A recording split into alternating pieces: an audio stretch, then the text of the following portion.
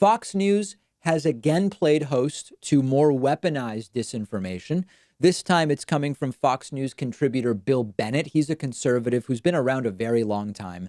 And Bennett trotted out some of the same tired, boring talking points that just titillate the Fox News audience, including "this is like a flu" and "this is not a pandemic." Let's look at the video straight away, then we'll break it down. Bill, what are we missing about this virus? We see the numbers, 22,000 dead, how many cases, but you took a step back, and what did you find? Yeah, let's take a step back. The estimates now from the University of Washington, which is the model everybody's been going on, even though it's been wrong most of the time by a lot, overstating it, is now they say 60,000 people will die. 61,000 is what we lost to the flu in 2017 and 2018. The flu. Now, we all regret the loss of 61,000 people, if that's what it turns out to be. I'm going to tell you, I think it's going to be less.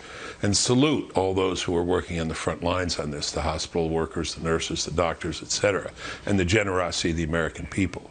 But if you look at those numbers and see the comparable, we're going to have fewer fatalities from this than from the flu. For this, we scared the hell out of the American people.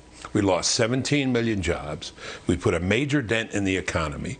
We closed down the schools. You heard Dr. Oz say we probably didn't have to do that. Shut down the churches and so on. This was not and is not a pandemic, but we do have panic and pandemonium as a result of the hype of this. So we can't let him gish gallop. This is a debate tactic where you just throw out a ton of stuff and it all sounds difficult to refute. We've got to break it down piece by piece.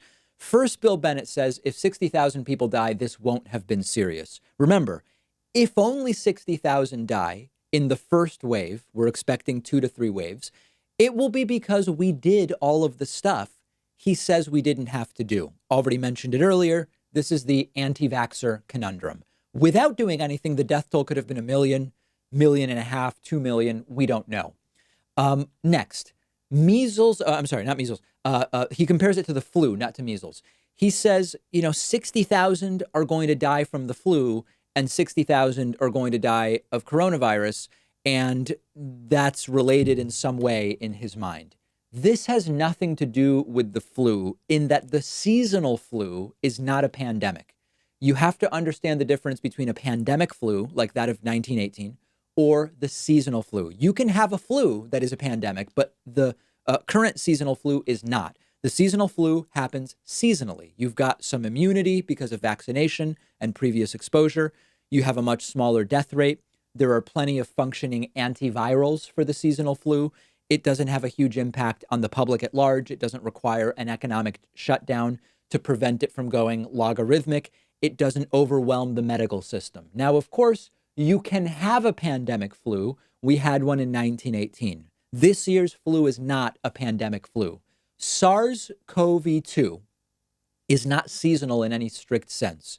Without mitigation, it goes logarithmic, and to some degree it has. We don't have a vaccine. We don't have partial immunity. It has a much higher death rate than the seasonal flu. We don't have functioning antivirals, and it has overwhelmed medical systems. So in reality, what we have right now is like a pandemic flu, but not like the seasonal flu. If you don't understand the difference between a pandemic flu and a seasonal flu, you might fall for this nonsense. And the really scary thing is that there was a time when Bill Bennett was taken seriously and even considered to be a great thinker by many on the right. Hard to imagine, I know.